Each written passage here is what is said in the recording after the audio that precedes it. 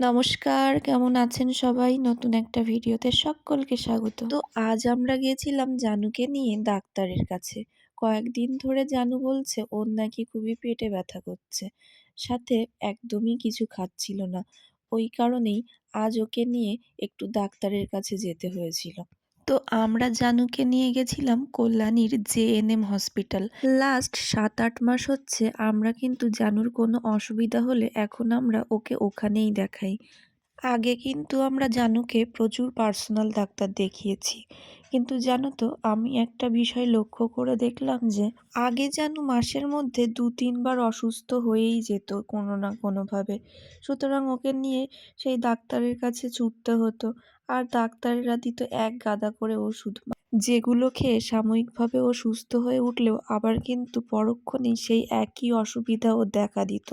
আগে তো জানুকে নিয়ে প্রায়ই ডাক্তারের কাছে ছুটতে হতো, কত যে ডাক্তারের কাছে গেছি তা গোনাগাথা নেই। তো এখানে দেখানোর পর জানু কিন্তু আর আগের মতো অত অসুস্থ হয় না। ওই কারণে একটু কষ্ট হলেও আমরা কিন্তু এখন এখানেই ওকে দেখাই। হসপিটাল থেকে আমাদের বাড়ির দূরত্বটা বেশ অনেকটাই। তো আজ যেহেতু সপ্তাহের প্রথম দিন অর্থাৎ সোমবার, সেই কারণে এখানে কিন্তু প্রচুর ভিড় হয়েছিল। প্রথমে গিয়ে তো এক বড় টিকিটের লাইনে দাঁড়াতে হয়েছিল। আর এখানে সবথেকে ভালো লাগার একটা বিষয় কি জানো, এখানকার পরিষেবা ভীষণ ভালো। রাখেন ওইখানটা।